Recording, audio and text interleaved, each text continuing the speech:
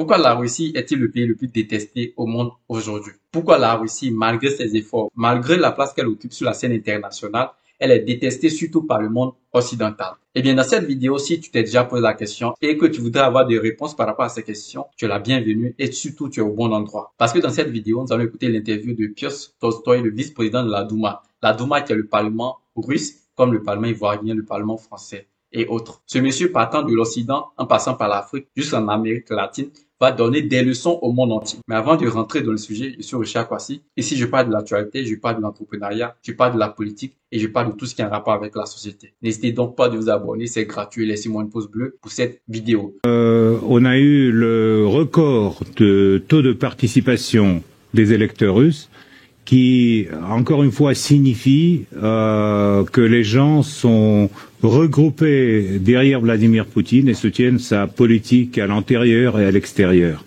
Surtout qu'au moment historique difficile,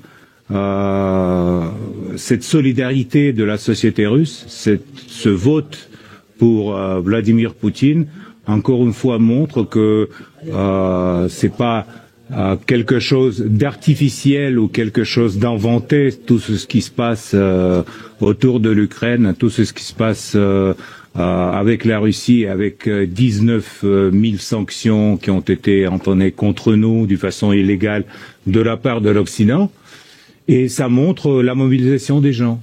Justement, M. Tolstoï, vous venez juste d'évoquer les sanctions. Aujourd'hui, ces sanctions occidentales, elles ont échoué. C'était quoi qu'est-ce qui a fait que la Russie a pu contourner ces sanctions? Mais en fait, l'idée de l'Occident, c'était l'idée qu'ils sont le centre du monde, que c'est à eux de déterminer les relations sur la scène internationale, justement contre ce monde monopolaire que la Russie aujourd'hui se bat en Ukraine. Et on va changer l'état de choses. La domination de soi-disant l'Occident dans tous les affaires mondiales va se terminer bientôt. Mais il faut dire merci aux Occidentaux pour 19 000 sanctions contre la Russie, parce que grâce à ça, dans la société russe, les Russes, ils ont compris qui en fait est qui fait quoi. Et donc c'est pour ça qu'ils sont votés en cette majorité, large majorité pour Vladimir Poutine, parce que même ceux qui n'ont pas voté avant, ils sont venus aux urnes pour soutenir le leader de l'État dans cette, si vous voulez, guerre existentielle qu'aujourd'hui a la Russie autour de ses frontières et à l'intérieur, parce que c'est une pression que l'Occident nous fait. Grâce à eux, nous, peut-être, on a mieux compris notre pays et nos tâches historiques. Justement, M. Tolstoï, c'est un taux de participation qui a dépassé les 73%, en dépit des tentatives de perturber le vote par des cyberattaques et des informations trompeuses. Quel commentaire vous faites? Vous savez, c'est toujours été le cas. Toujours en Occident, on mettait notre démocratie sous une critique très arbitraire, mais je peux dire que chaque pays a son histoire, chaque pays a son démocratie. Donc la Russie est organisée de telle façon, d'après notre constitution, on a des élections de président et la majorité des gens, il y en a 80 millions à peu près des Russes qui ont voté durant les 3 jours de vote pour notre candidat. Même les Russes qui vivent aujourd'hui sur les territoires de l'ex-Ukraine et qui ont pu se rendre aux urnes dans des nouvelles régions russes, ils ont voté avec un taux de participation très haut et avec le vote pour Poutine aussi très haut. Et aujourd'hui, le président en exercice, Vladimir Poutine, a été réélu. Quels sont, selon vous, les défis dans les prochaines années à venir? Et en fait, il a beaucoup dit sur son programme pour les années à venir, lors de son adresse au Parlement, justement avant les élections.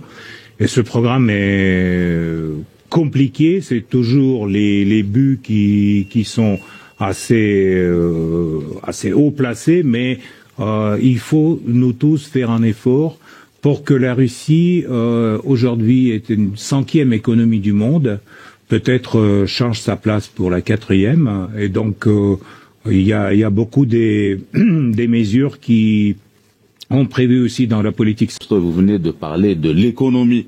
C'était un aspect majeur durant la campagne électorale. Cette année, la Russie va abriter le prochain sommet des BRICS. Quel rôle pourrait jouer la Russie pour mettre en valeur cette institution et pour un monde économique multipolaire? Vous savez, BRICS, c'est pas une alliance militaire ou politique, c'est surtout une alliance économique.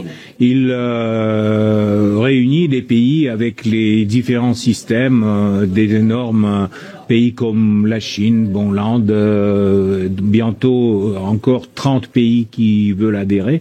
Là, il y en a 11. Et donc, ça prouve encore une fois que la Russie n'est pas dans l'isolation comme disent nos adversaires en Europe, mais que la Russie réunit autour de soi les différents pays afin de essayer d'aboutir à l'ordre économique mondial juste, qui ne sera pas réglé du Washington ou du Bruxelles. Justement, qu'est-ce qui fait qu'il y a beaucoup de pays qui veulent adhérer aujourd'hui aux BRICS? On parle d'une 30aine de pays. Quelles sont ces motivations? C'est très simple, ils veulent avoir encore une plateforme pour la commerce avec les grandes puissances économiques mondiales, pour avoir les relations directes, pour avoir les relations commerciales justes et sans sanctions, sans des idées que aujourd'hui l'Occident toujours essaie de transmettre. Parce qu'en fait, la politique de colonisation directe occidentale, aujourd'hui, il se cache derrière la politique de néocolonisation verbale. Il exporte espèce de narratif, en fait, qui eux-mêmes ne suivent pas l'état de droit, la liberté de parole. On a vu, avec l'exemple de la Russie, qu'est-ce qui se passe? Ils volent les fonds souverains, ils interdisent les Russes dans toute l'Europe, les Jeux Olympiques, ils boycottent, etc., etc. Donc, il y en a ce double moral, ce double standard qui sont aujourd'hui évidents pour tout le monde entier, et notamment pour les pays qui veulent des bonnes relations avec la Russie. C'est inadmissible. Et il y avait un autre aspect durant la campagne électorale. On parlait beaucoup des valeurs traditionnelles, de cette famille russe qui a su préserver ses coutumes et ses traditions. Qu'est-ce qui a fait qu'aujourd'hui, la Russie a pu préserver son identité? Mais c'est très simple, nous ne sommes pas d'accord avec la politique occidentale de favoriser les pervers, en revanche, qu'ils ont été pas assez favorisés en avant dans le passé. En Russie, on a la liberté de la vie privée, mais en même temps, on a interdit la propagande de LGBT, et donc la Russie aujourd'hui reste, si vous voulez, le dernier bastion de valeurs traditionnelles en Europe. Et ça attire aussi nos collègues de l'Afrique, de l'Asie, de l'Amérique latine, parce que quand ils regardent, ils savent que ici, dans ce pays, les valeurs fondamentales sont respectées et ils ne seront pas remplacés par quelque chose d'artificiel. Et aussi, la Russie, c'est une puissance influente sur le plan géopolitique. La Russie aujourd'hui, elle est en discorde avec l'Occident. Quelle lecture vous faites? La Russie, c'est le plus grand pays de l'Europe. Et donc, ce qu'on appelle l'Occident, ça fait une petite partie de notre continent. Leur politique aujourd'hui dépend entièrement des États-Unis, donc ils ont perdu leur souveraineté en Europe. Et je crois que l'Union européenne va répéter le sort de l'URSS dans des années à venir. Donc, on a vu que les sanctions contre la Russie a tapé surtout sur la classe moyenne européenne. Et la scène internationale, c'est pas uniquement l'Europe, c'est pas uniquement l'Occident. Il y a d'autres partenaires importants pour la Russie. À l'image de l'Afrique, il y a eu le sommet Russie-Afrique au mois de juillet passé à Saint-Pétersbourg. Aujourd'hui, Monsieur Tolstoï, comment vous évaluez la coopération économique entre l'Afrique et la Russie? Vous savez, on sent l'intérêt pour cette coopération de la part de nos partenaires africains. On a eu aussi, avant le sommet à Saint-Pétersbourg, on a eu ici une conférence internationale Russie-Afrique entre les parlementaires. Et donc, on a organisé ça à Moscou. Cette année, en septembre, on va aussi organiser une grande conférence de coopération interparlementaire, non seulement pour l'Afrique, mais aussi pour nos partenaires de l'Asie et de l'Amérique latine. La Russie est ouverte à la coopération et en fait, à mon avis, une des choses importantes pour nos partenaires, c'est que nous, on ne donne pas de leçons à nos partenaires en Afrique ou en Amérique latine. On veut coopérer, on veut bâtir les relations bilatéraux de façon égale et donc en respectant les coutumes, l'histoire et la démocratie des pays avec lesquels on a des relations. Justement, vous êtes représentant d'une institution parlementaire. Aujourd'hui, comment vous analysez, comment vous évaluez la coopération parlementaire avec ces pays, ce qu'on appelle du Sud global, l'Amérique latine, l'Afrique et l'Asie? Vous savez, on a des très bonnes relations et surtout ces dernières années, on a le moment si vous voulez, de la hausse de contacts sur tous les niveaux. Aussi, bientôt, on va venir à l'Union interparlementaire. C'est une organisation auprès de l'ONU où on va travailler avec nos collègues afin de préparer leur visite à Moscou. Et aussi, on va faire un sommet parlementaire des pays de BRICS. Donc, on développe les relations parce que sans le dialogue, on peut pas avoir la confiance. Et sans la confiance, on fait pas la commerce. Donc, nous, on est, si vous voulez, par la ligne parlementaire, on essaie de renforcer ce dialogue, on essaie de rendre compréhensibles les règles du jeu dans la matière économique et après, les pays ils prennent leurs décisions en fonction de la proposition en coopération qu'on a à la Russie. Est-ce que vous envisagez une coopération parlementaire avec des pays bien précis? Par exemple, que ce soit de l'Afrique ou bien... Mais bien sûr, on a des très bonnes relations. Moi, je peux vous citer une dizaine de pays. C'est le Brésil, c'est Mali, c'est République sud-africaine. Donc, il y en a beaucoup de partenaires et il y a beaucoup de thèmes de discussion, notamment sur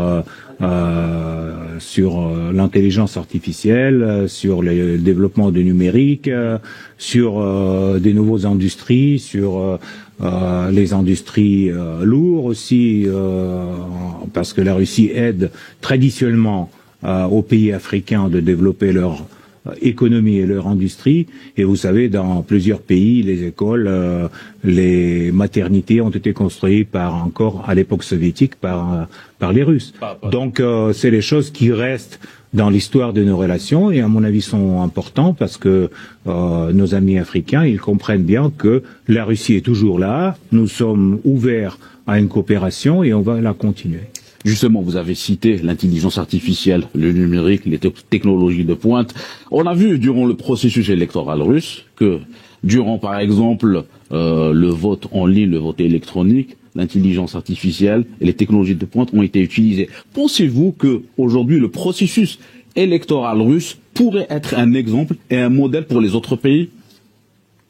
Si les autres pays sont intéressés, nous sommes prêts, nous sommes ouverts à une coopération pareille. La Russie est un énorme pays et donc avec la différence des heures aussi, donc c'est compliqué d'organiser la campagne électorale transparente, mais en fait, grâce aussi au numérique, grâce à...